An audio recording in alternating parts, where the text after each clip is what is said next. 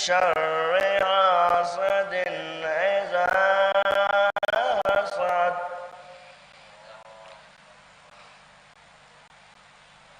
صدق الله العلي العظيم وصدق رسوله الكريم نعرہ صلوات اللہ۔ حضرات، جیسا کہ آپ کو معلوم ہے کہ وقت بہت کم رہتا ہے، اور اب میں 4 مصروں کے بعد جناب ڈاکٹر سمیع الحسن تخوی صاحب کے جن کی خدمات بھی بہت ہیں، اور میں ان سے خود بھی کہہ رہا تھا کہ آپ کو ضرور پڑھنا چاہیے۔ میں یوں کہوں کہ دیکھیے ڈاکٹر سمیع التخوی صاحب وہ بھی گھرانے نجم ملت سے تعلق رکھتے ہیں، جناب کے بھائی ہیں، اور آپ شیعہ کالج میں ایک زمانے سے ماشاءاللہ قوم کی بہت خدمت کر رہے ہیں، اور ایسے لوگوں کو آنے کے بعد پڑھنے کے لیے ضروری، کیونکہ جب ان لوگوں کو ہم چھوٹے اور سب دیکھتے ہیں تو ہمارے لیے بھی ایک ایسی ہوتی ہے کہ ہم سب حوصلہ ایسے ہی ہم بھی بنیں تاکہ قوم کی طریقے سے پڑھ لکھ کے خدمت کریں۔ ایک نعرہ صلوات پڑھ حضرت محمد و آل محمد۔ میری گزارش ہے جناب ڈاکٹر سمیع التخوی صاحب سے۔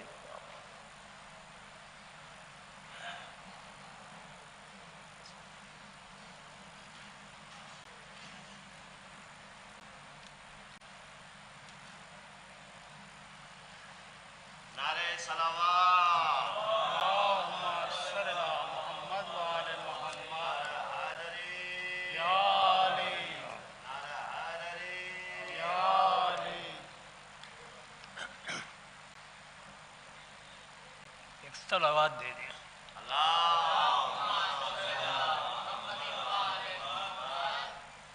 میرے بھائی صاحب سے گزارش کی تھی، بھائیان سے، کہ چند منٹ کے لیے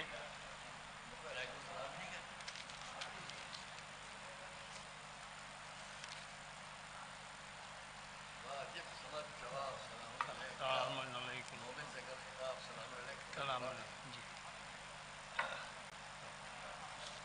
نعرہ حیدری، نعرہ صلوات۔ آگے تشریف لائیے، آگے تشریف لائیے۔ میں نے بھائیان سے گزارش کی تھی کہ 2 منٹ کے لیے یا 3 منٹ کے لیے، اس پر کچھ 5 منٹ کے لیے اجازت ہے، 5 منٹ کی اجازت ہے۔ میر انیس صاحب کو آپ تبھی واقف ہیں، انہی کا سلام میں پیش کر رہا ہوں، جناب میر انیس صاحب کا۔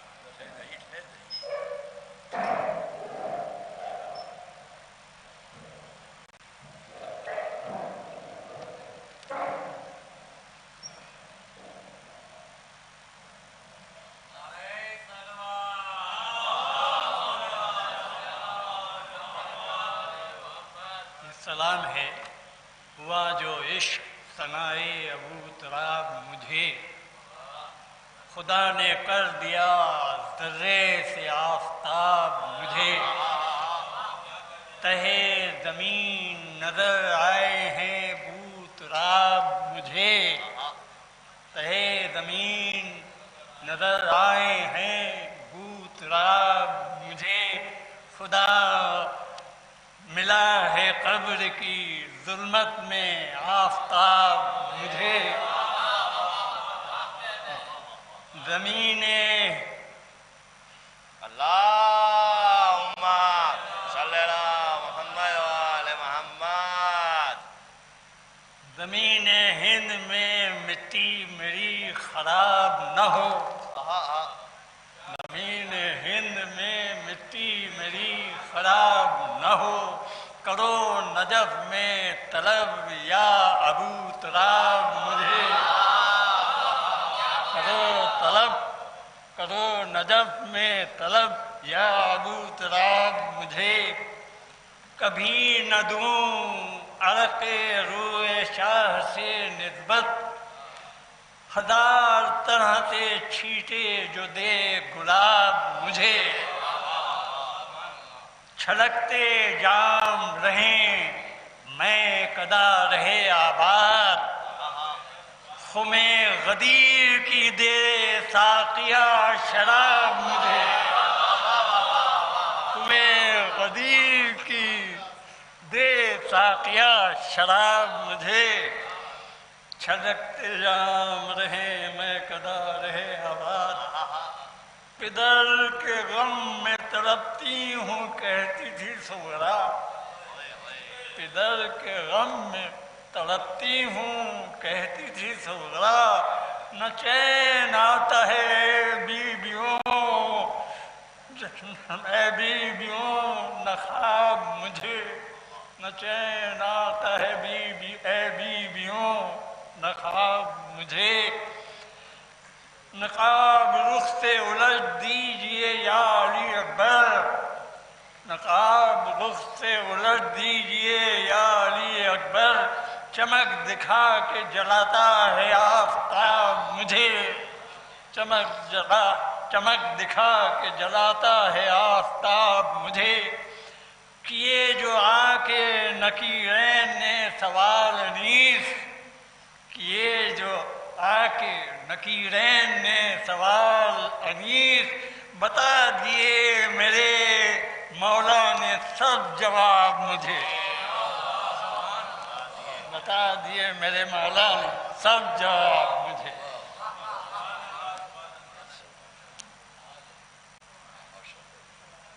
نعرہ صلوات۔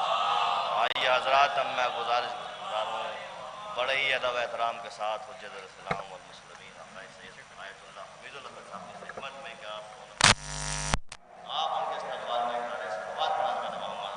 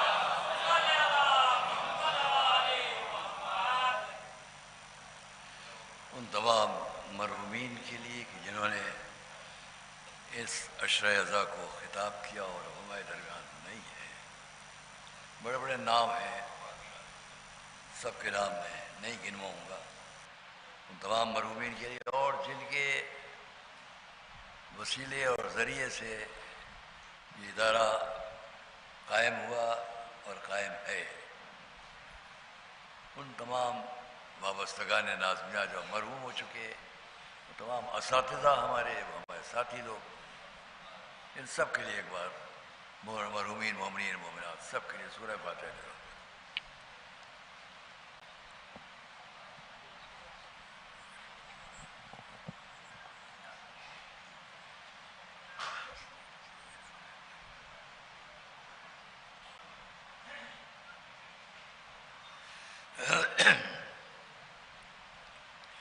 اعوذ باللہ السمیع العلیم من الشیطان اللعین الرجیم، بسم اللہ الرحمن الرحیم، الحمد للہ رب العالمین، والصلاة والسلام علی اشرف الانبیاء والمرسلین، سیدنا ونبینا وشفیعنا ابی القاسم محمد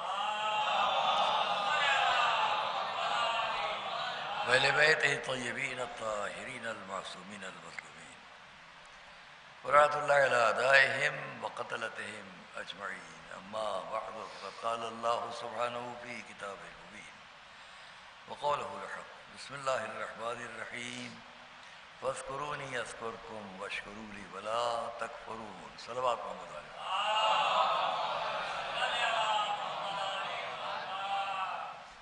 عزیزان گرامی، سب سے پہلے میں ان تمام حضرات کا بے پناہ شکر گزار ہوں کہ جو وقت سے آ کر 2 بجے ہمیں اس کا موقع دیتے ہیں کہ ہم وقت سے مجلس شروع کر دیں، اور اس کا سب سے بڑا احساس کے اعتبار سے، ذاتی اعتبار سے، فکری اور ذہنی اعتبار سے، اخلاقی اعتبار سے مجھے یہ فائدہ پہنچتا ہے کہ یہاں سے باہر کسی بھی مجلس کا کوئی بھی شخص یہ نہ خیال کرے کہ ہماری مجلس سے ان کی مجلس پر کوئی پریشر، کوئی دباؤ، کہ وہ بھی اپنا بہت بڑا ہے. کیونکہ ساری مجالس لکھنؤ، یہ لکھنؤ کا ایک انداز ہے. اور سب سے بڑی خوش قسمتی اس لکھنؤ کی یہ بھی ہے، لکھنؤ کی،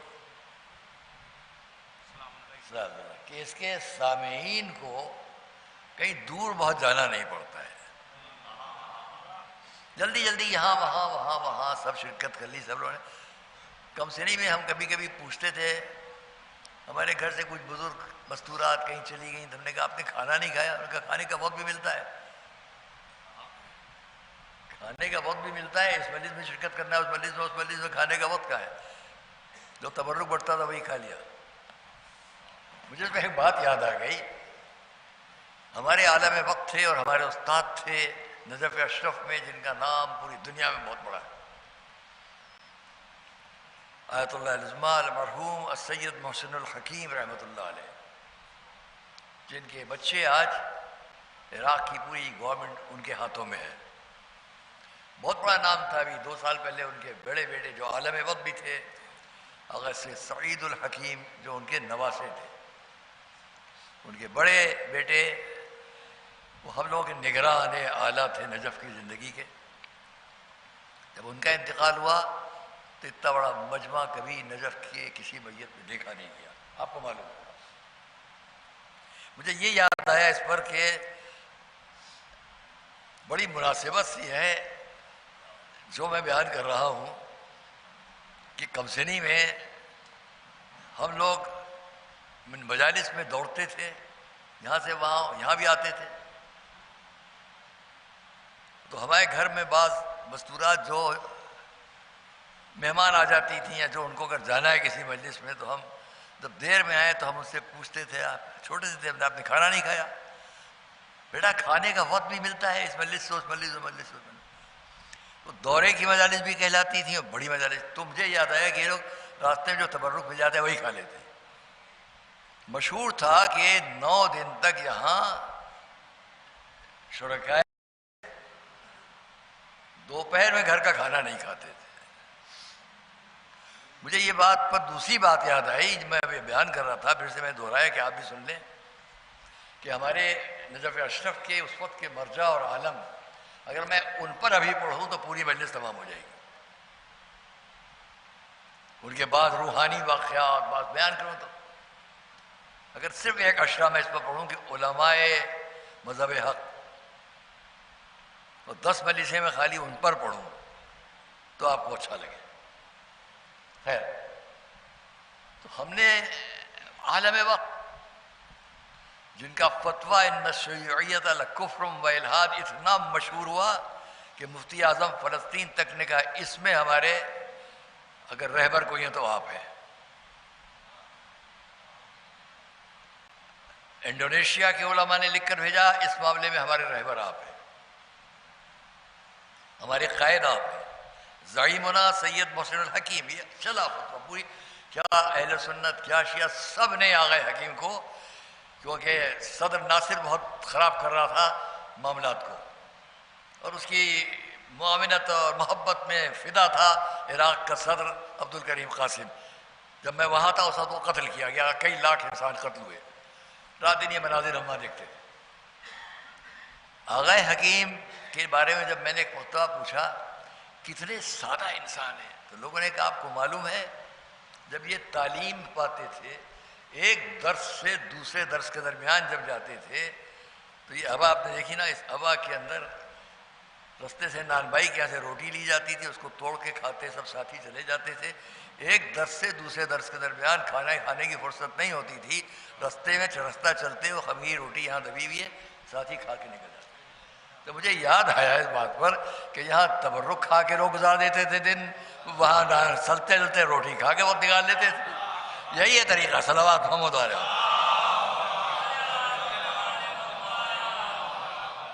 یہ مجلس سے الگ باتیں ہیں، تھوڑی دیر کی 2-4 منٹ. ہم نے یہ ماحول دیکھا ہے یہاں اور وہاں،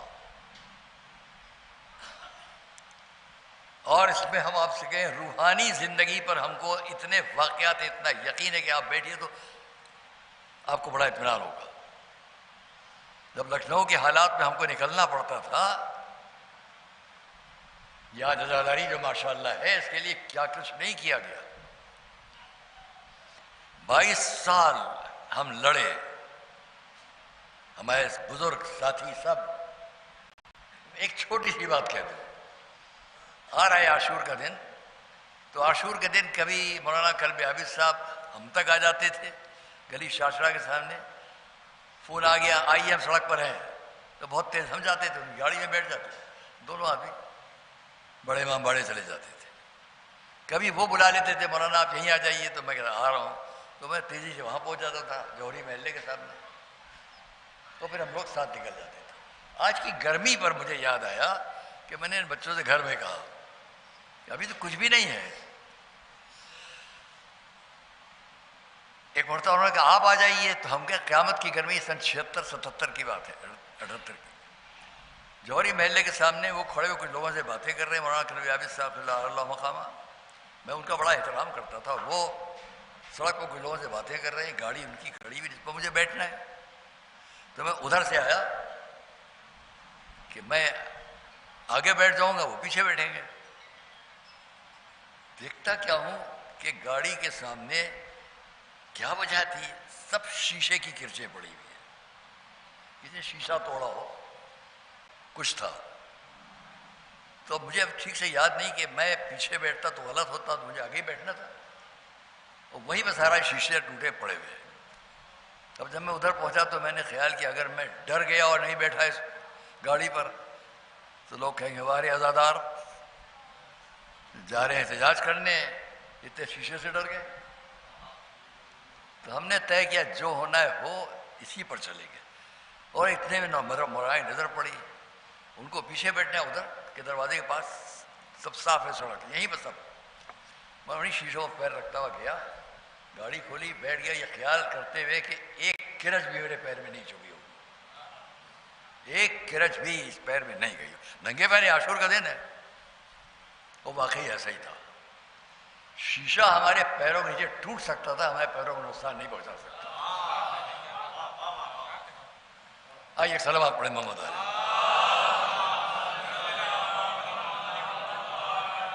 ہمارا یہ مجمع جہاں جہاں بھی ہے اس کو یقین رکھنا چاہیے، آپ کا رشتہ اس حسینیت سے ہے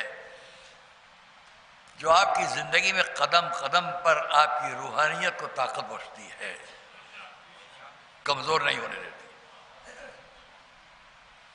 اور یہ جذبہ ہم نے پوری دنیا میں دیکھا ہے، جہاں جہاں ہم گئے، بڑی مثالیں ہیں۔ فرمائش بھی ہے اور کل میں نے وعدہ بھی کیا، اس حساب سے کہہ لوں کچھ باتیں، پھر ایک صلوات محمد والے محمد۔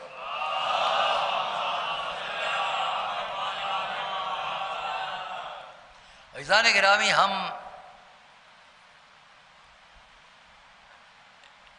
یہاں تک آپ کو عرض کر چکے تمام مذاہب میں بعض باتیں مشترک ہیں، اس پر ہم آگے آپ سے بہت تفصیل سے بات کریں گے، کیونکہ 8 اور 9 محرم کو ہمارا وقت 2 بجے سے 3:30 تک ہوتا ہے، اس دن ہمیں موقع ملے گا، اس موضوع کو ہم تمام کریں گے۔ اور میں ابھی سے کہہ رہا ہوں، اس پر میں مسلسل پڑھ رہا ہوں، 6-7 سال سے پڑھ رہا ہوں،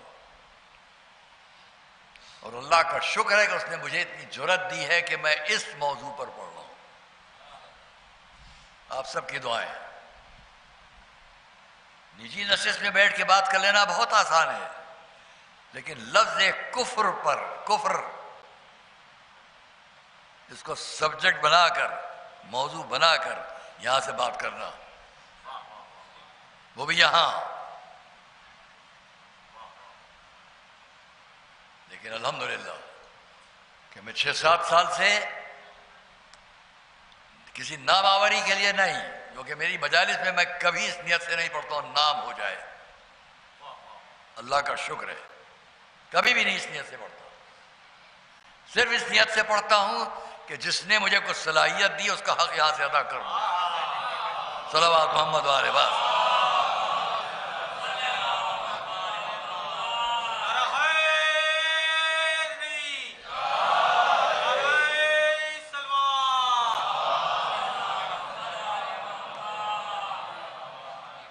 ہمیں بھی اپنی آنکھ کا آپریشن کرانا ہے. پڑھنے میں ہمیں زحمت ہے. یادداشت کے سہارے میں آپ کے سامنے باتیں کروں گا. بغیر مطالعے کے ہم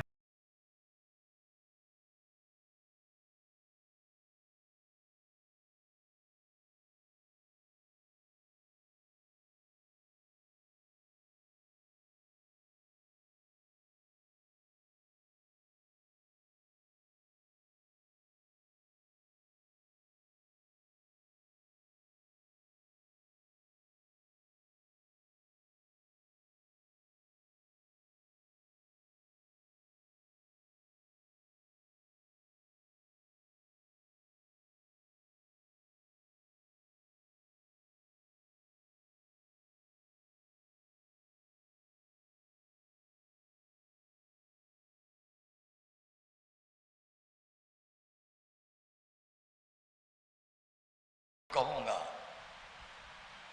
وہ آپ کے لیے نہیں ہے کہ آپ سنیں. میں اس حوالے کے ساتھ پڑھوں گا. اس میں اللہ نے مجھے وہ فکر دی ہے جو نہ کبھی کسی نے لکھی ہے نہ کسی اور کی تحقیق ہے. میری اپنی تحقیق, میری اپنی نظر, میری اپنی فکر. اور وہ بھی میں اپنی کتابوں سے نہیں, میں صحیح بخاری کا حوالہ دے کر اس بات کو پڑھوں گا کہ جس کے لیے میں برادران اسلام سے کہوں گا کاش آپ اس حدیث کو جو میں بیان کروں گا, 2 حدیثیں ہیں, 2 کو بیان کروں گا, حوالے کے ساتھ بیان کروں گا, اس کو انصاف سے دیکھ لینا اور پھر خیال کرنا کہ حمید الحسن ٹھیک کہہ رہا تھا یا غلط کہہ رہا تھا. صلوات محمد علیہ.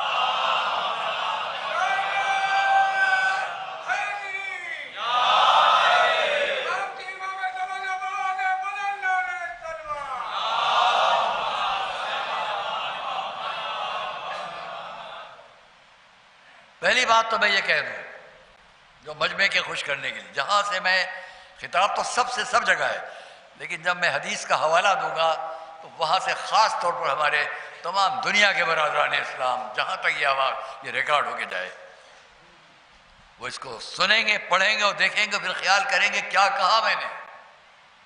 غلط کہا تو آپ کو پورا حق ہے کہ آپ کہیں دنیا میں سنیں, لکھ کر بھیجیں مجھے کہ آپ نے غلط کہا. چلیے اس کو ہم بعد میں کرتے ہیں بات کو. پہلی بات, کیونکہ میں نے آپ کے سامنے اس بات کو برابر کہا کہ تمام مذاہب میں چند باتیں مشترک, غیبی طاقت, اللہ, خدا, گاڈ, بھگوان, پرماتما, جو نام کو, اس کی طرف سے کتابیں, صحیفے, آسمانی کتابیں, کچھ کے نام ہمیں بتا کر باقی کے لیے روک دیا گیا. آپ جانو قرآن میں جس بات کو ہم اردو میں وغیرہ وغیرہ کہتے ہیں, انگلش میں شاید قاسم میں ETC لکھتے ہیں نا, ایٹسٹرا وغیرہ وغیرہ, ہوتا ہے کہ نہیں ہوتا ہے. قرآن میں بھی ایک انداز ہے, معاذ اللہ, میں تفسیر نہیں کر رہا ہوں. اس نے 4 کتابوں کے نام بتائے. قرآن کے بہت سے نام ہیں, خود قرآن کے 4 بڑے مشہور نام ہیں, اس کے 30-35 نام ہیں. سب کو چھوڑتا ہوں. قرآن 4 کتابوں میں سے, توریت, زبور, انجیل, کیا بس یہی 4 کتابیں ہیں. اب اگر کوئی اور مذہب کا انسان یہ کہے ہماری یہ کتاب بھی 5000 سال پرانی ہے, تو ہمیں اس کی تردید کا حق نہیں ہے. جس کو جو فتویٰ دینا ہو میرے خلاف دے لے. میں بہت صاف کہہ رہا ہوں, اس کی تردید کا حق ہم کو نہیں ہے. اس لیے کہ پہلے اگر آپ کو یقین ہے کہ 1,24,000 انبیاء کا عقیدہ آپ کا ہے, لائیے قرآن میں کہیں دکھائیے 1,24,000، نام چھوڑ دیجئے، عدد بتا دیجئے۔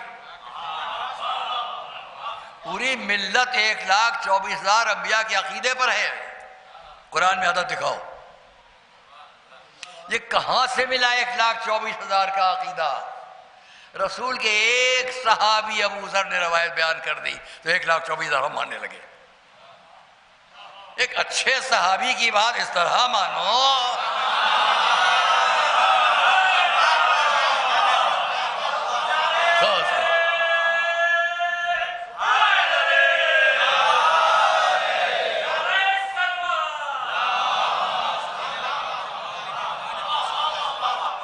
ان کے برابر کے صحابی تھے حضرت سلمان،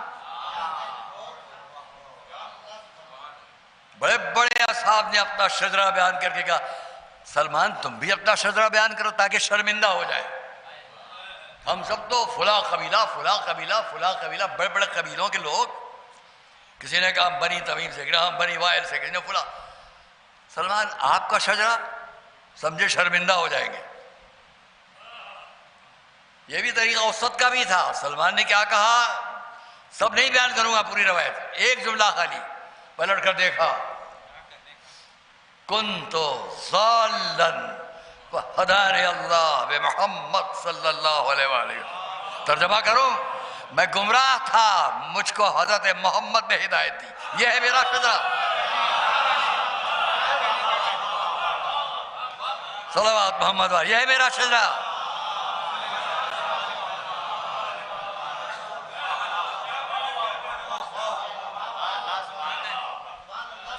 شجرہ نسب میں یہ نہ دیکھو کون باپ دادا پردادا، یہ دیکھو کون کون مومن تھا۔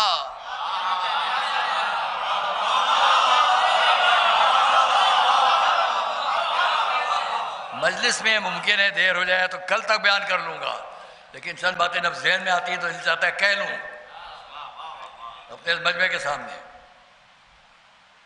دیکھیے ہم نے 3 مواقع پر، یہ تو بہت سے مواقع پر، 3 مواقع پر مولا علی کی زبان سے کچھ سنا۔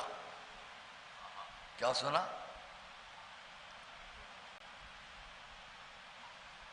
ایک موقع وہ ہے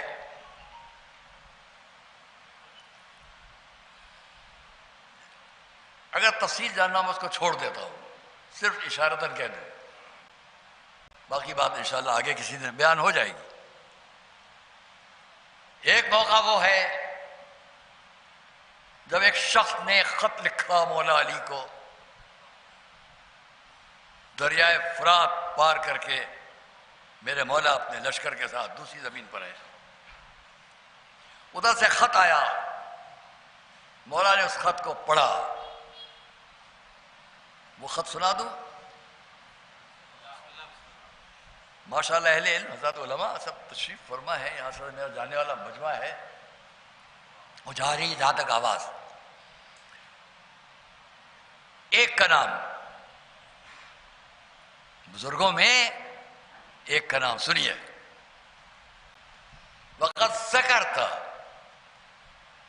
أَنَّ لَيْسَ لِي وَلِأَصْحَابِي عِنْدَكَ، ان بریکٹ عندک، خطبے میں نہیں ہے، اور تو نے مجھے یہ یاد دلایا، یا تو نے مجھے یہ ذکر کیا، یا تو نے مجھے یہ بتلایا کہ لیس لی، اب میرے لیے، علی فرما رہے ہیں لیس لی ولی-اصحابی، اب میں میرے لیے اور میرے تمام اصحاب اور ساتھیوں کے لیے، عندک خطبے میں نہیں ہے، مفہوم یہاں پہ یہی ہے، تیرے نزدیک،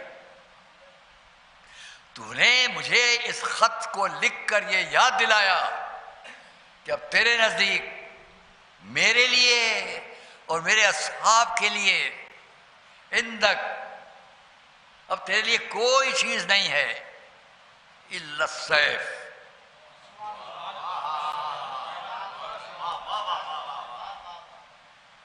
کسی جملے میں مولا علی کا دکھلا دو کہ اب تیرے لیے میرے پاس سوائے تلوار کے کچھ نہیں ہے۔ سامنے والوں نے کہا کہ تلوار سے فیصلہ ہوگا، علی نے فرمایا سب کو بچا لے تو ہی آزاد ہو جا فیصلہ. بلند آواز سے صلوات پڑھو.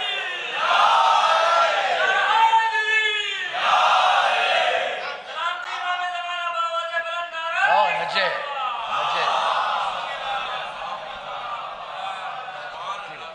بیٹھو بیٹھو بیٹھو.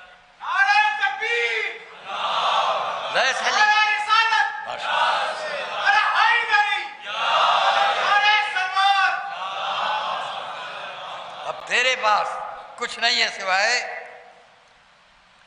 تلوار کے. جملہ سنیے گا، میں اس کو اردو میں ترجمہ کروں گا.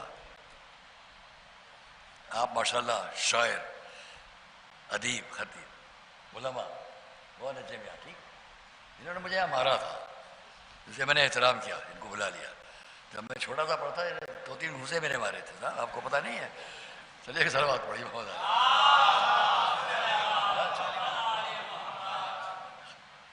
تو کیا فرما رہے ہیں؟ قد ذکرتا، تو نے لکھا لیس لی ولی اصحابی عندک الا السیف. اس کے بعد کا فقرہ ہے لقد ازہقتنی بعد استعبار. ترجمہ اردو میں کرتا ہوں. تو نے تلوار کا حوالہ دیا نا کہ حوالہ تیرے پاس ہے، میرے لیے اور میرے اصحاب کے سوائے تلوار کے کچھ نہیں ہے. یہ کس نے کس کو لکھا؟ بدر و احد و خیبر و خندق سارے مناظر جو گزر چکے ہیں اس کو لکھا جا رہا ہے. تلوار. علی کا جملہ کیا ہے؟ لقد ازہقتنی بعد استعبار. اردو میں ترجمہ تو نے تو روتے ہو کو ہنسا دیا.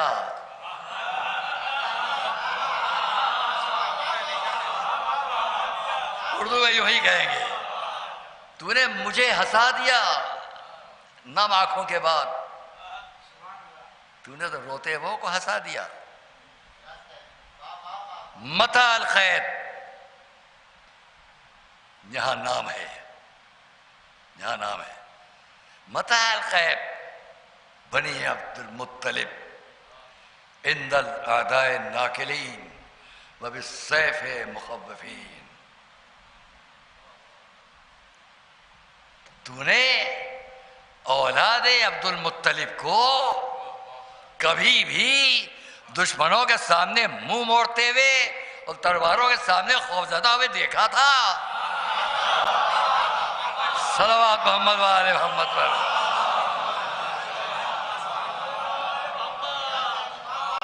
اولاد عبد المطلب. مجلس کی ایک بات کہوں گا اس مجمع کے لیے بعد میں.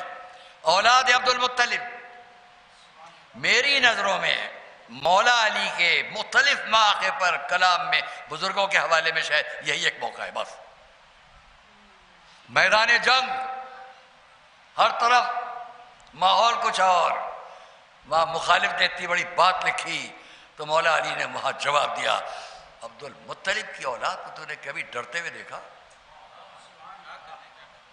عبد المطلب کی اولاد کو. آئیے ایک اور وقت یاد دلاؤں. بہت جب میں نے خیبری اشرا پڑھا تھا اس میں سب پڑھا تھا. ایک اور موقع آئیے جنگ خندق. امر سامنے ہے، جنگ نہیں پڑھ رہا ہوں، بس ایک حوالہ. بڑا مجمع ہر طرف، کچھ وہاں بیٹھے ہوئے ہیں، وہ میدان میں کھڑا ہے، آ گیا سامنے مولا ہے. میں بڑی تفصیل سے پڑھ چکا ہوں آپ کے سامنے جنگ خندق، جنگ احزاب کو. یہاں خالی اپنے اس وقت کے موضوع کے سامنے رکھ کر بات ہے. آئے سامنے والے نے آتے ہوئے شخصیت کی شان دیکھی، پوچھا آپ کون؟ انا علی ابن ابی طالب، میں ابو طالب کا بیٹا علی. وہاں ہم اولاد عبد المطلب، یہاں میں ابو طالب کا بیٹا علی. ایک اور میدان ہے جہاں ایک شخص نے کہا قد علمت خیبر انی مرحب، پورا خیبر جانتا ہے کہ میں مرحب ہوں. وہاں جواب دیا انا الذی سمتنی امی حیدرہ.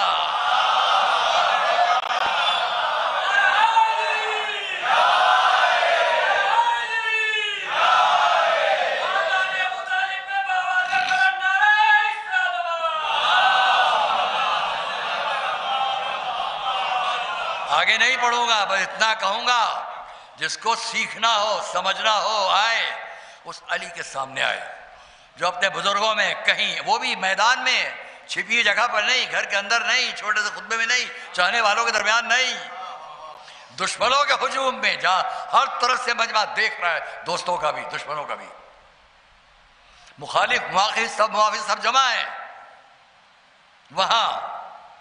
میں عبد المطلب کا بیٹا،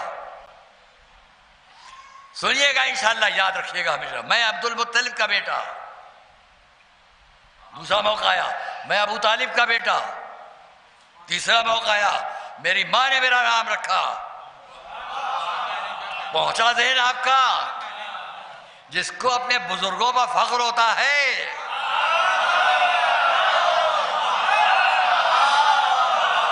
نہیں ٹھہریے جملہ تمام کر لوں، آؤ تاریخ میں تلاش کریں، کسی اور کو لاؤ جو کہیں اپنے باپ یا اپنی ماں کا تذکرہ کر رہا ہو۔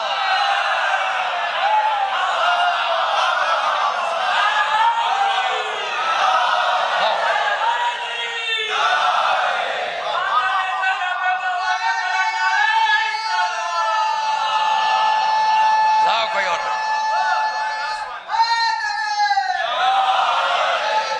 کوئی اور جگہ۔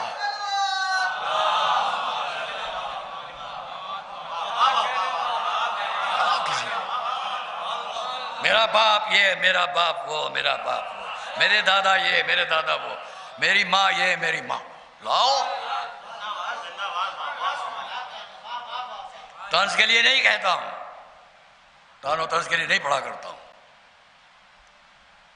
کیوں نہ اس مجمع کو محبت ہو اہل بیت اطہار سے؟ جہاں بزرگوں کو چھوڑ دو، میدان جنگ میں لڑنے والوں کو چھوڑ دو، جہاں کی بیوی بھی ایسی ہے کہ اللہ تعارف کرائے، ہم فاطمہ و ابوہا و بالوہا و بنوہا صلوات محمد و آل محمد پر۔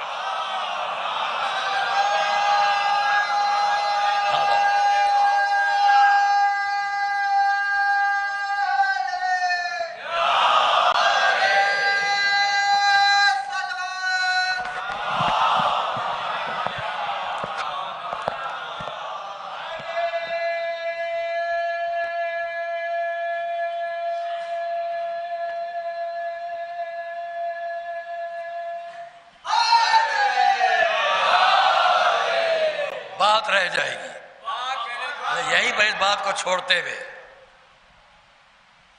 آئیے، ماں کا ذکر ہو رہا ہے۔ میں نے آپ لوگوں کے سامنے وعدہ کیا کہ والدین پر بات ہوگی، آج بھی میں نے اس حد تک حق ادا کیا ہے، آگے پھر بات ہوگی والدین پر، دونوں باتیں ساتھ ہو جائیں، والدین کے معاملے میں بات ہو جائے اور فضائل بھی ہو جائے، محبت اہل بیت کا ذکر بھی ہو جائے۔ میں نے جو چیلنج کیا ہے تمام دنیا کے عالم اسلام کے لوگوں سے، میں دو حوالے آپ کے سامنے پیش کر رہا ہوں، لکھ کر بھی لایا ہوں کہ غلط بات نہ ہو جائے۔ پہلا صحیح بخاری جلد 2 حدیث نمبر 1027، جلد 2 حدیث نمبر 1027، باب 441۔ کیا ہے؟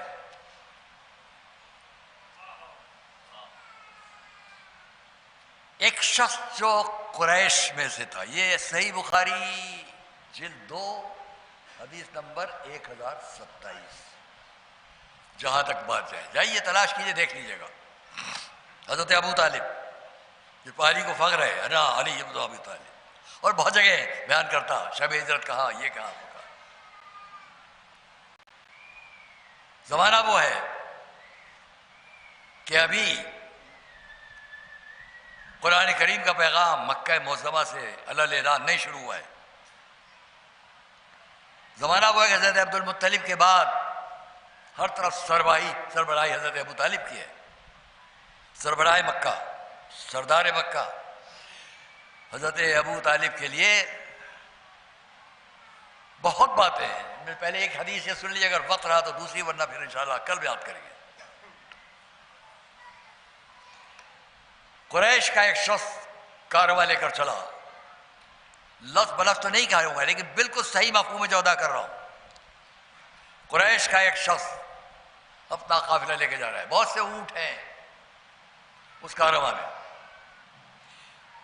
بنی ہاشم میں سے، ہاشمی خاندان میں سے اس نے ایک غریب کو اپنے ساتھ لیا تاکہ جہاں جہاں اونٹوں کو بٹھایا جائے ان کے گلے کی رسی کو باندھ دیا جائے تاکہ وہ بھاگ نہ جائے. یہ رسی کا ذمہ دار اس کو قرار دیا گیا کہ جب قافلہ چلے تو رسیوں کو کھوٹوں سے کھول لیا جائے، حفاظت سے رکھا جائے تاکہ دوبارہ جب ضرورت پڑے تو استعمال ہو. رستے میں ایک جگہ پھر کارواں ٹھہرا، اس نے رسیوں سے باندھ دیا اونٹوں کو. سناٹا ہے. ایک اور شخص کہیں سے آ گیا اپنے ناقے کو لیے ہوئے. دیکھا، اس نے کہا کہ اکیلا ہوں، صحرا ہے، ریگستان ہے، ڈیزرٹ ہے، کیا ہو سکتا ہے میرے ناقے کی رسی کھو گئی ہے، کیا ہو سکتا ہے مجھے ایک رسی دے دوں کہ میں اپنے ناقے کو باندھ دوں، ورنہ اگر اس صحرا میں نکل گیا کہیں تو بہت مشکل ہوگی. اس کو رحم آیا، بنی ہاشم سے تھا. وہ احساسات کچھ اور ہوتے ہیں. ایک رسی اسے دے دی، اس نے اپنے ناقے کو باندھ دیا. کچھ دیر کے بعد وہ شخص اپنے ناقے کو رسی سمیت لے کے چلا گیا. اب اس کا مالک آیا اس کارواں کا، چلو بھئی کارواں آگے چلے. سب چلے تو اس نے دیکھا ایک اونٹ کے لیے رسی نہیں ہے. تو اس نے پوچھا یہ ایک رسی گئی کہاں، اب اس ناقے کا ہم کیا کریں گے؟ تو اس بنی ہاشم میں جو تھا نوجوان، اس نے جواب دیا ایسا ایسا واقعہ پیش آیا، وہ اکیلا تھا، مشکل میں پیش آ جاتا یہ صحرا میں اس کے لیے، میں نے اس کی بات پر رحم کر کے اسے دے دیا. تیری ہمت کیسے بھی کہ تو نے میرے پوچھے بغیر رسی دی؟ مارنا شروع کیا، سخت ترین سزا دی اس بنی ہاشم کے جوان کو. اتنا مارا کہ وہ مرنے کے قریب ہو گیا. میں اپنی لفظوں میں بیان کر رہا ہوں، بالکل صحیح مفہوم ہے جو آپ وہاں پڑھیں گے. کارواں لے کے چل دیا، اس میں اتنی طاقت نہ تھی کہ اٹھتا، زخموں سے چور، مار کھا کے مرنے کے قریب پڑا ہوا ہے. ایک اور شخص گزر رہا تھا، وہ اس کے قریب آیا، دیکھا اکیلا صحرا میں ایک شخص پڑا ہوا ہے اس حالت میں. اسے رحم آیا، پوچھا، نے کہا ایسا ایسا واقعہ پیش آیا ہے اور میں تو چند لمحوں کا مہمان ہوں، تمہارے حوالے ایک امانت کرتا ہوں. کہا کیا ہے امانت؟ کہا جب واپس تم جانا تو مکے جانا، خانہ کعبہ کے قریب پہنچ کر حضرت ابو طالب سے کہہ دینا کہ ان کے خاندان کا ایک شخص ایک رسی کے بدلے میں مار دیا گیا. میں کیسے پہچانوں گا وہاں؟ کہا کوئی پہچاننے میں مشکل نہیں ہے. خانہ کعبہ کے پاس جا کے آواز دینا یا بنی قریش، قریش کے لوگ جمع ہو جائیں گے مجمع میں سے الگ ہو کر. پھر پکارنا یا بنی ہاشم، اس کے اندر بنی ہاشم الگ ہو جائیں گے. تب پکارنا یا ابو طالب، تو آ جائیں گے وہ. سب بتانا، ٹھیک ہے؟ سب چلے گئے، کارواں ختم ہوا، حج کر کے واپس ہو گئے یا اپنے کارواں سے واپس آئے، مکے واپس آئے. سردار مکہ تھے حضرت ابو طالب، ایک ایک فرد کی خبر رکھتے تھے. جب یہ کارواں واپس آیا، گئے معائنہ کیا، دیکھا، اس کے سردار سے پوچھا تمہارے ساتھ ایک بنی ہاشم کا جوان بھی گیا تھا، وہ نہیں دکھائی دے رہا؟ میں کہا ہاں یا حضرت ابو طالب، ایسا ہوا وہ راستے میں بیمار ہو گیا تھا، ہم نے بڑی کوشش کی کہ وہ بچ جائے، نہیں بچ سکا، تو ہم نے اس کے بعد اس کو یہ وہ کر کے پھر وہ اس کا انتقال ہو گیا تو ہم نے بڑے احترام سے اس کو وہاں دفن کر دیا. اچھا، کوئی کمی تو نہیں ہونے پائی تھی؟ نہیں کوئی کمی نہیں، بڑے احترام سے سب کچھ خیال رکھا. کہ اتنے میں وہ شخص جس سے وصیت اس نے کی تھی وہ آ گیا. اس نے آواز دی یا قریش، کیوں پکار رہا ہے؟ یا بنی ہاشم، کیوں پکار رہا ہے؟ یا ابو طالب، حضرت ابو طالب آ گئے، کیا ہے؟ کہ ایسا ایسا ایک شخص رستے میں ملا تھا، اس نے وصیت کی تھی کہ میں تو مر رہا ہوں، میری یہ بات ابو طالب کو پہنچا دے رہا ہوں۔ اچھا، وہ میرے سامنے مر چکا تھا۔ جب یہ سنا حضرت ابو طالب نے بلایا، تو ایسا کہہ رہا تھا، یہ آنے والا یہ بتا رہا ہے، کہا نہیں میں ٹھیک بول رہا ہوں، یہ غلط بول رہا ہے۔ یاد رہے گا آپ کو بھی، جہاں تک میری آواز جائے بڑے انصاف سے سننا، سوچنا، پرکھنا کہ حضرت ابو طالب، دوسری بات بھی کہوں گا اگر آج وقت ملا تو کل، تاکہ ہمیشہ کے لیے آپ کے سامنے بات واضح ہو جائے کہ جو لوگ حضرت ابو طالب پر جو کچھ کہتے ہیں وہ سچے ہیں اور صحیح ہیں کہ غلط ہے۔ میری اپنی دلیل ہے اور آپ کی کتاب سے ہے۔ تو نے ایسا کیسے کہا؟ کہا میں بتا رہا ہوں یہ غلط کہا اس شخص نے۔ اور فیصلہ کیسے ہو؟ فرمایا اچھا کوئی گواہ تیرے پاس؟ کہا ہاں، اس کے قبیلے کے لوگ 40 جمع ہو گئے، یہ سچا ہے۔ 40 ایک طرف، وہ جس نے آگے بات کی تھی اس نے اپنا فرض ادا کر دیا، اور اسے اس سے مطلب نہیں کہ کیا سچ ہے کیا جھوٹ ہے، وہ اپنی بات بیان کے چلا گیا۔ اب حضرت ابو طالب پر فرض ہے کہ انصاف ہو جائے، انصاف ہو جائے۔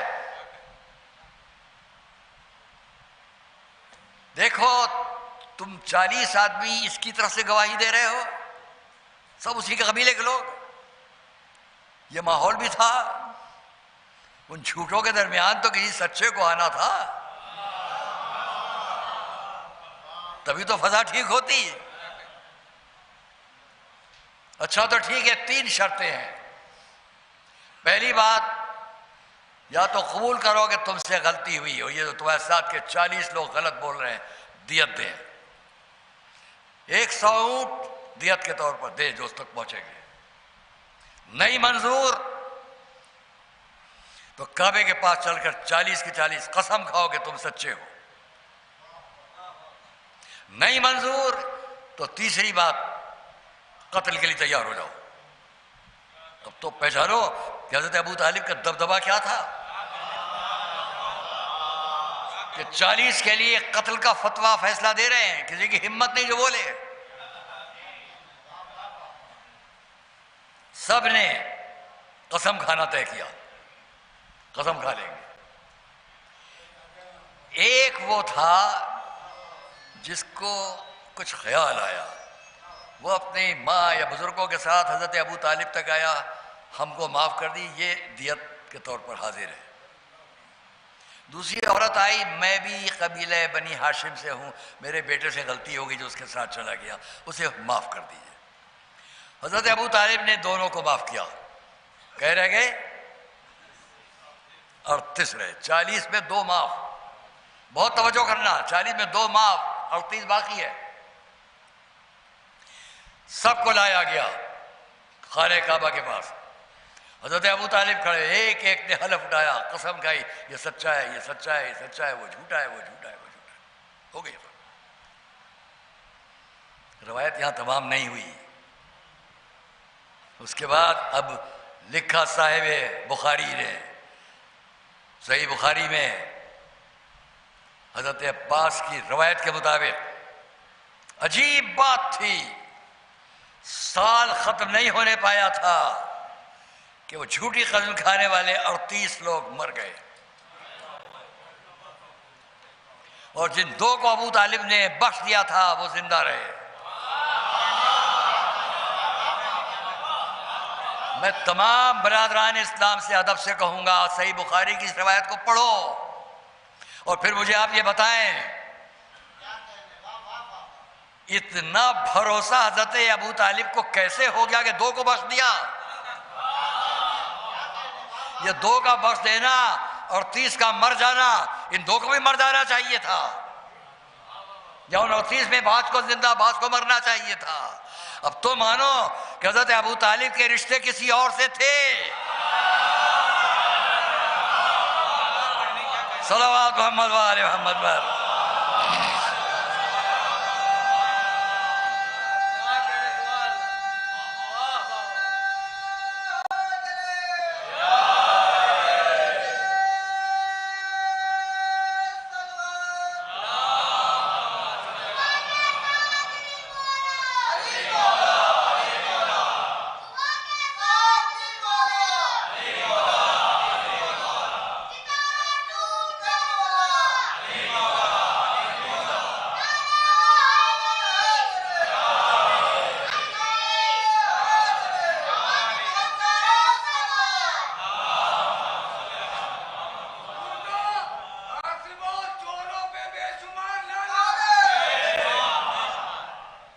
آپ نے سن لی روایت.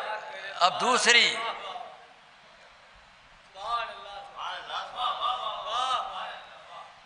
روایت انشاءاللہ کل، آج نہیں. وہ پورے چیلنج کے ساتھ ہے کہ جو لوگ صحیح بخاری پر اعتبار کرتے ہیں، میں ان سے کہہ رہا ہوں منصفانہ طور پر جسٹیفیکیشن کرنا ہے، عرض کرنا ہے، انصاف کرنا. وہاں میرا اپنا نظریہ، اپنی فکر، اپنی تحقیق کے مطابق بات کہوں گا، اور پھر بتانا یہ تاریخ پر جو مدتوں سے حضرت ابو طالب پر بات ہوتی ہے سچ ہے کہ جھوٹ ہے. میری اپنی نظر کے مطابق، بڑے فخر کے ساتھ کہتا ہوں، یہ میری اپنی تحقیق کے مطابق. ایک صلوات محمد علیہ. بہت محکم دلیل ہے جو کل انشاءاللہ. آج ہم اتنا کہیں تاکہ تھوڑا وقت زیادہ نہ خرچ ہو. وقت آیا، والدین، ماں باپ ذکر ہو جائے. باپ کا ذکر ہو رہا ہے، ماں کی بات بھی کر لیں ہم. آئیں حضرت فاطمہ بنت اسد.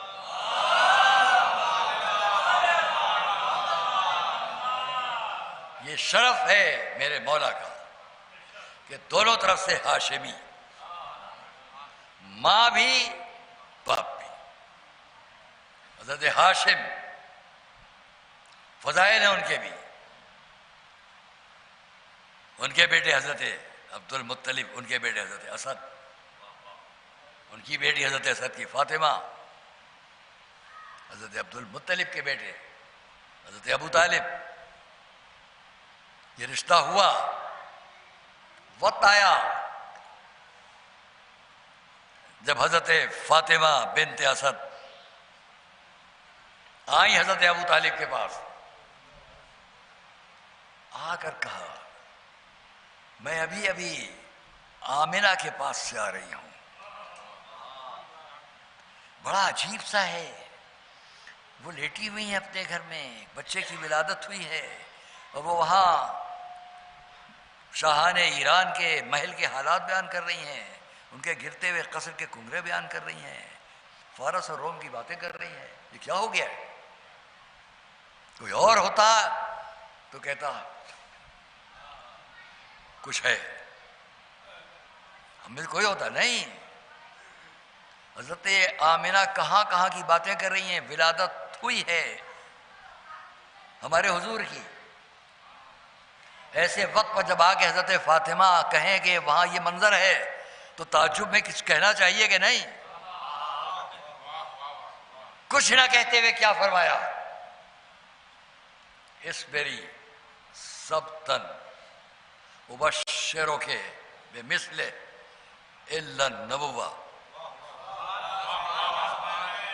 سبت کی لفظ عربی میں 30 سال کی مدت کو کہتے ہیں. 30 سال. اصبری سبتن، 30 سال تم بھی صبر کر لو، میں تم کو ایک انہی کے جیسے بچے کی بشارت دیتا ہوں.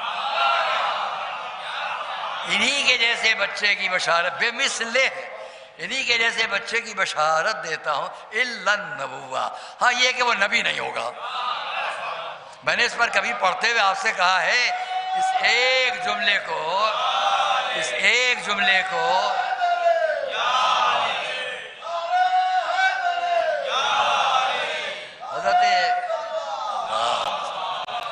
حضرت ابو طالب کی اس ایک جملے کو پھر سے نقل کروں. مجمع بتائے کیا مل رہا ہے اس جملے سے؟ 30 سال صبر کرو. حضرت طالب، حضرت جعفر، حضرت عقیل سب گزر گئے. 30 سال کی مدت. تب مولا ہے یہ 30 سال بعد تک پر نظر ہے. بالکل کریکٹ، ٹھیک 30 سال بعد پر نظر. اگر وہاں سے رشتہ نہیں ہے تو کیسے ہے؟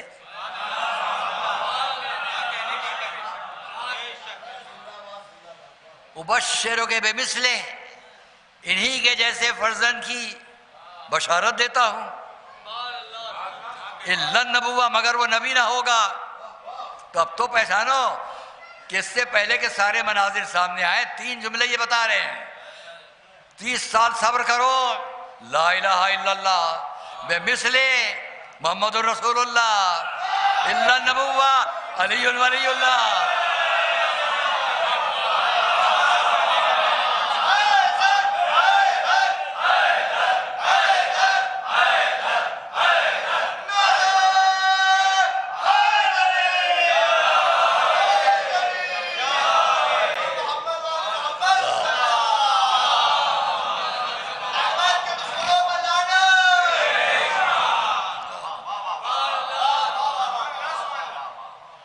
عزیزان گرامی، اور پھر حضرت فاطمہ بنت اسد کی زندگی آ گئی. میں نے کبھی یہاں فرمائش کی تھی جھبو میاں کی جو بزم ہوتی ہے حضرت زینب کے سلسلے میں، حسن مہدی صاحب، ان کے جلسے میں نے ایک دن آپ لوگوں سے فرمائش کی تھی کہ ایک دن یہاں پر منایا کیجئے حضرت فاطمہ بنت اسد کے نام پر. نہیں منایا جاتا، ایک دن لکھنؤ میں پورے ہندوستان منایا جانا چاہیے اس بی بی کے نام پر جس کا تذکرہ تاریخ سے ہٹا دو تو حضور کی کمسنی کے واقعات پردہ غیب میں چلے جائیں گے.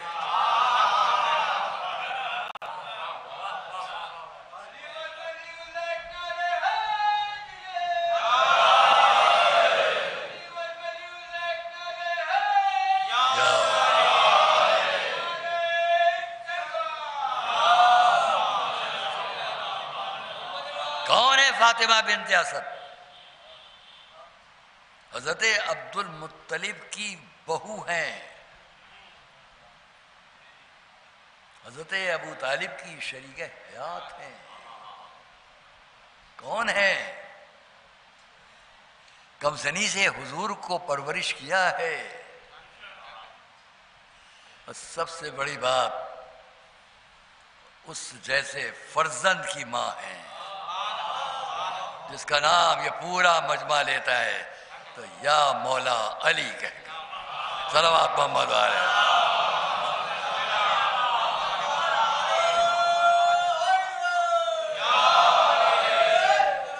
اور جو اتنی اہم ہے کہ جب اٹھی دنیا سے تو حضور نے اپنی ابا کفن میں خود پہلے قبر میں لیٹ کر، قبر میں خود پہلے لیٹے کہ پھر لائی جائے، اور پھر فخر سے کہا یہ میرے لیے ماں تھی، میرے لیے بمنزل ماں کے تھی کہ جنہوں نے اپنے بیٹوں کو بعد میں پہلے میرا خیال کیا. اپنے بیٹوں کا بعد میں پہلے میرا خیال کیا. مجھے یہاں پر ایک اور بات یاد آ گئی، اس لیے میں ذرا کچھ مضطرب ہو گیا ہوں. ایک اور بات یاد آ گئی. کیا کہا؟ اپنے بیٹوں کو بعد میں پہلے میرا خیال کرتی تھی. اللہ اکبر. انہی کے سامنے، انہی کے گھر میں ایک اور بیٹی ایسی آئی جس نے اپنے بچوں کو بعد میں پہلے اپنے بھائی کا خیال کیا.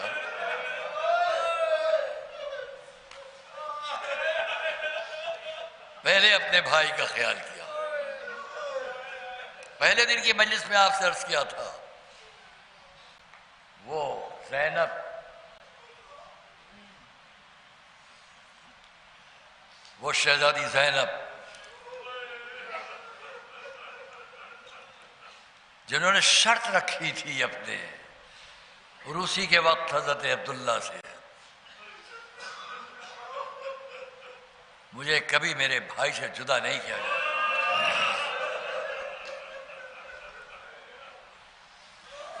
اور شریف گھرانوں میں جو ہوتا ہے وہ ایسے ہی ہوتا ہے. یہ مثالی زندگی ہم سب کے لیے جہاں جہاں ہماری آواز جائے.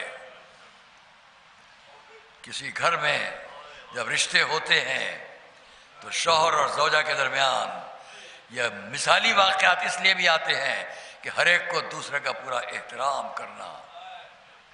شوہر کا فرض ہے کہ اپنی زوجہ کا، اور زوجہ کا فرض ہے کہ اپنے شوہر کا، دونوں کا فریضہ ہے کہ اپنے بچوں کا.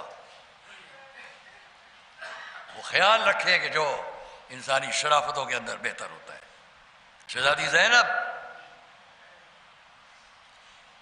آج کی تاریخ میں ان کے جب ذکر آ گیا ہے تو ان کے 3 سفر آپ کے سامنے پیش کروں گا، اسی میں مصائب ہو جائے گی، بات تمام ہو جائے گی۔ پہلا سفر جب مولا علی نے مکے اور مدینے کو چھوڑا اور کوفے کو اختیار کیا، مورخین نے لکھا، میں نے اس کو پڑھا جہاں پر شہزادی زینب کے تذکرے، عربی میں کتاب ہے، جب چھوڑا کارواں چلا۔ آپ کو معلوم ہے کون کون ہے کارواں میں؟ یہ مجمع جو مدینے سے مولا علی اب مملکت کی صدر جگہ قرار پا رہا ہے کوفہ، اب علی کوفے میں ہیں، آ رہے ہیں۔ یہ پورا سفر جو مدینے سے کوفے تک کا ہے، آج کے لوگ تو ہوائی جہاز چھوڑ کے آ جاتے ہیں اور طرح ہوتے ہیں، لیکن اس وقت یہ کارواں کیسے چلا ہوگا؟ خیمے ہیں، سواریاں ہیں، ناکے ہیں، ظاہر ہے کہ مولا علی کا سفر ہے، جن کا پرچم اقتدار غرب ہندوستان سے لے کر ٹرکی تک، لبنان ہر طرف، اس کا پایتخت کوفہ قرار پانے جا رہا ہے۔ مولا علی آ رہے ہیں، وجاہت، شان، شوکت، بڑا بھاری لشکر سب ساتھ میں۔ جہاں جہاں کارواں رکتا تھا وہاں دور پر وہ خیمے لگائے جاتے تھے جس میں بیویاں ہوں۔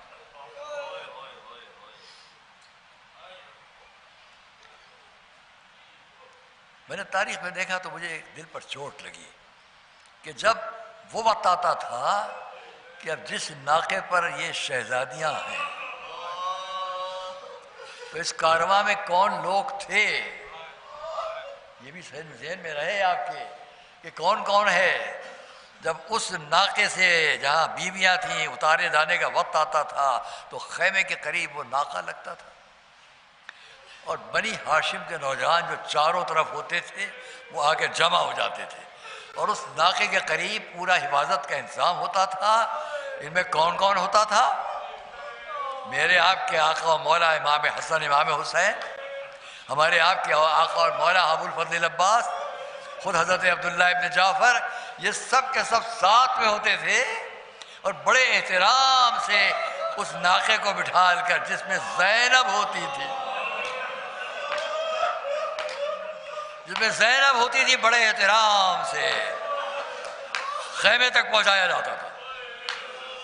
میرے مجمع غور کرے، شہزادی زینب نے مدینے سے کوفے تک آتے ہوئے کیا دیکھا؟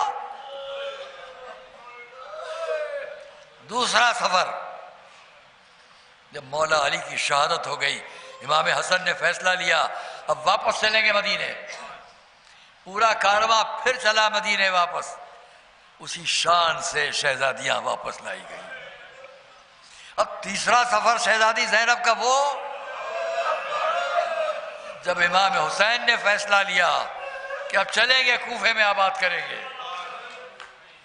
اس کو پہلے دن آپ سے میں نے بیان کیا کہ شان سے یہ قافلہ مدینے سے چلا اور اب پھر کوفے واپس آ رہا ہے۔ ہاں، کوفے تو نہیں پہنچا مگر یہ کارواں ایک ویران صحرا میں پہنچ کر رک گیا۔ چاروں طرف ویرانہ ہے، صحرا ہے، سناٹا ہے۔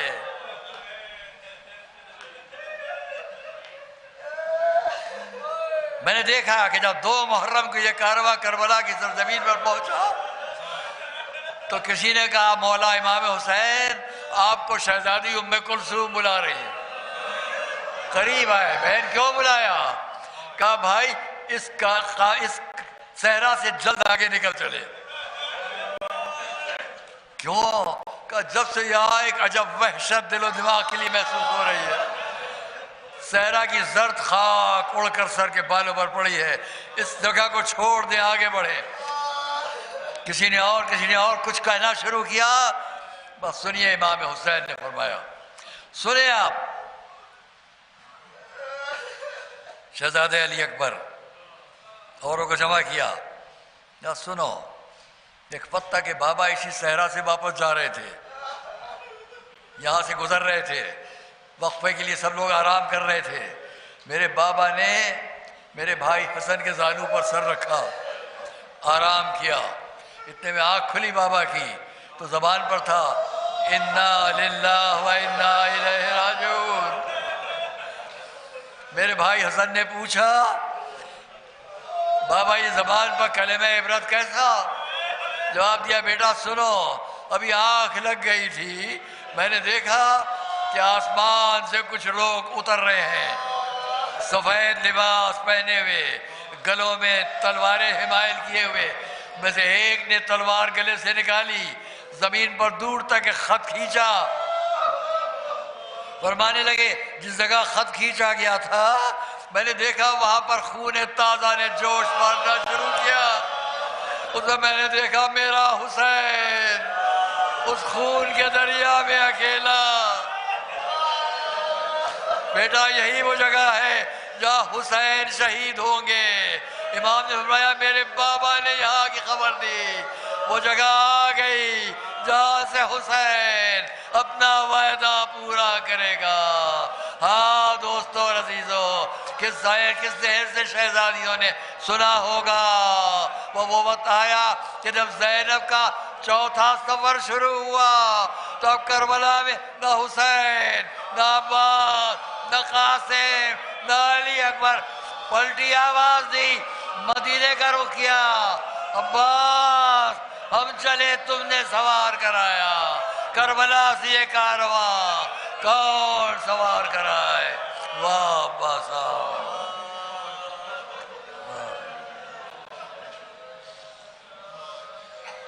چالم الذین ظلموا ایام